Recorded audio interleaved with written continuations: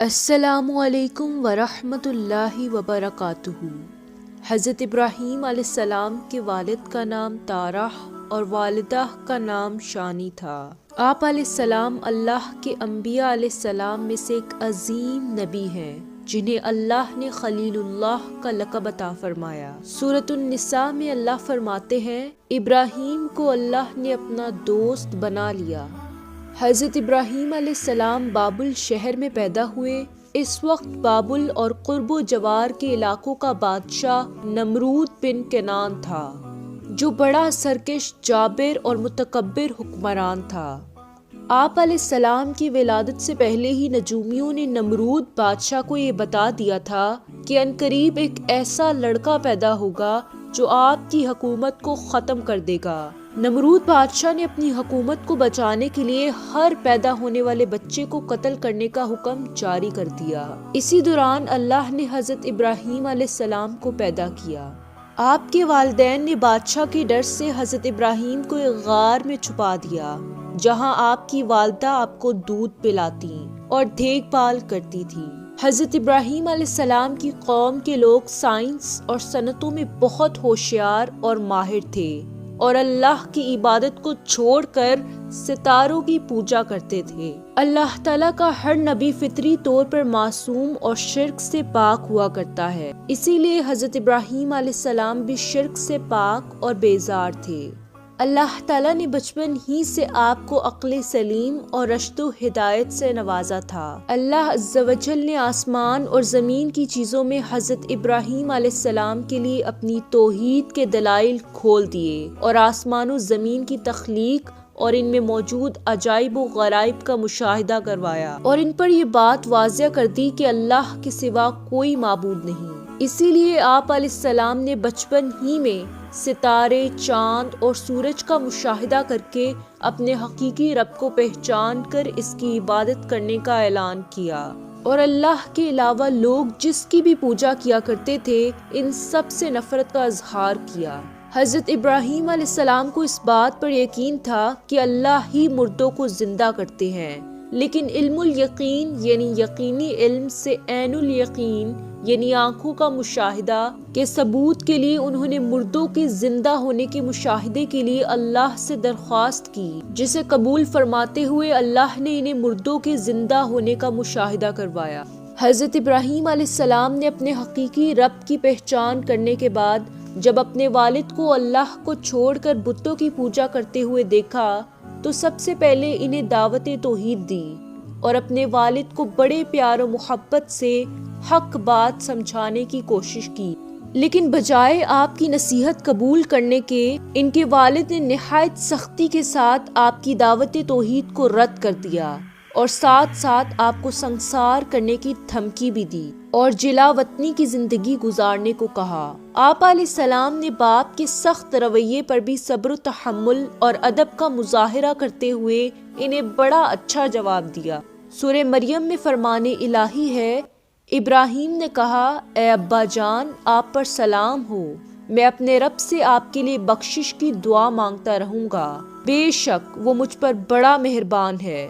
میں آپ کو اور ان تمام چیزوں کو چھوڑ رہا ہوں جنہیں آپ اللہ کے سوا پکارتے ہیں، اور میں تو اپنے پروردگار ہی کو پکاروں گا۔ مجھے یقین ہے کہ میں اپنے رب سے دعا مانگ کر محروم نہ رہوں گا۔ حضرت ابراہیم علیہ السلام نے اللہ رب العزت کی طرف سے عین الیقین ملنے کے بعد اپنی پوری قوم کو اللہ کی توحید کی دعوت پیش کی، مگر قوم بتوں کی عبادت پر جمی ہوئی تھی۔ انہوں نے حضرت ابراہیم علیہ السلام کی دعوت کو ماننے سے انکار کرتے ہوئے آپ سے جھگڑنا شروع کر دیا، اور آپ کو اپنے معبودوں سے خوب ڈرایا اور دھمکایا، مگر آپ نے اس وقت بھی بڑے صبر و تحمل اور استقامت کا مظاہرہ کیا۔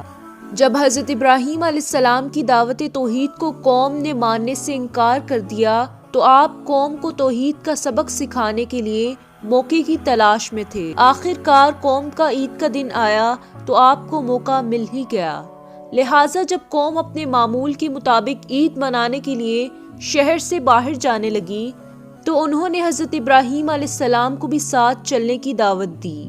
آپ نے سوچا کہ قوم کو مطمئن کرنے کے لیے کوئی ایسی تدبیر پیش کی جائے کہ وہ ساتھ لے کر جانے پر اصرار نہ کرے، اور میں قوم کے خود ساختہ معبودوں کو توڑ کر قوم کو یہ سمجھا دوں کہ جن بتوں کی تم عبادت کرتے ہو وہ تمہارا تو درکنار اپنا دفاع کرنے کی بھی صلاحیت نہیں رکھتے۔ چونکہ اس دور میں علم نجوم بڑا عام تھا، لہٰذا آپ علیہ السلام نے قوم کو مطمئن کرنے کے لیے ستارے کی طرف دیکھ کر فرمایا، میری طبیعت ناساز ہے، لہٰذا وہ لوگ چلے گئے۔ اور جب قوم کے لوگ عید منا کر واپس لوٹے تو سب سے پہلے اپنے بتوں کی عبادت کے لیے بت خانہ میں گئے اور اپنے معبودوں کو ٹوٹا ہوا دیکھ کر غصے میں آ گئے اور کہنے لگے کہ کس نے ہمارے معبودوں کی توہین کی ہے۔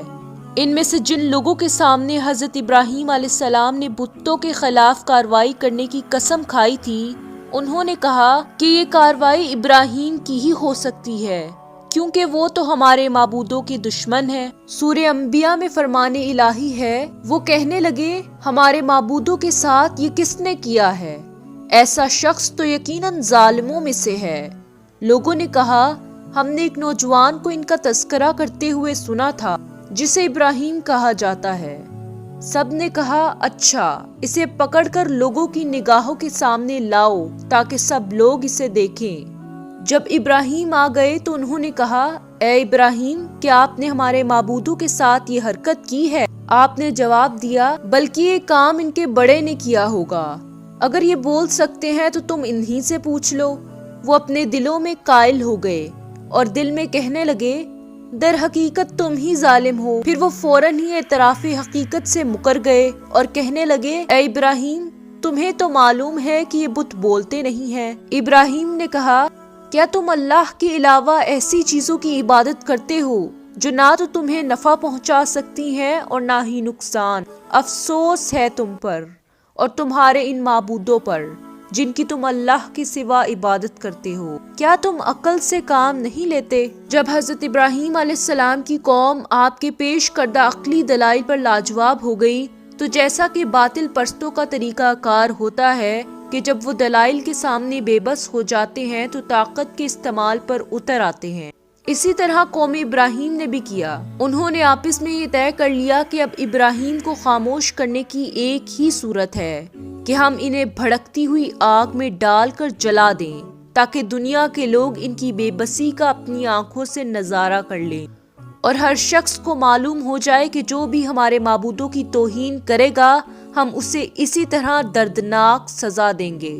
آپ کی قوم نے آپ سے بتوں کی توہین کرنے پر انتقام لینے کے لیے آپ کو جیسے ہی آگ میں ڈالا تو اللہ سبحانہ تعالیٰ نے آگ کو فوراً حکم دیا کہ اے آگ، ابراہیم کے لیے سکون اور سلامتی والی بن جا۔ آگ اللہ کے حکم کی تعمیل کرتے ہوئے فوراً حضرت ابراہیم علیہ السلام کے لیے سکون اور سلامتی والی بن گئی۔ اس طرح اللہ نے حضرت ابراہیم علیہ السلام کی حفاظت فرمائی اور آپ کے خلاف قوم کی تیار کردہ سازش کو ناکام بنا دیا۔ جب حضرت ابراہیم علیہ السلام کو اللہ نے قوم کی سازش سے بچا لیا تو نمرود بادشاہ کو اس بارے میں بڑی تشویش ہوئی۔ اس نے سوچا کہ اگر ابراہیم کی دعوت و تبلیغ اسی طرح جاری رہی تو یہ لوگوں کو میری ربوبیت اور بادشاہت سے متنفر کر دے گا، جس سے میری حکومت چلی جائے گی۔ لہٰذا اس نے سمجھانے کے لیے حضرت ابراہیم علیہ السلام کو اپنے دربار میں بلایا اور آپ سے عقیدہ کے بارے میں چند سوالات کیے کہ آپ باپ دادا کے دین کی مخالفت کیوں کر رہے ہو اور مجھے رب ماننے سے انکار کیوں کر رہے ہو؟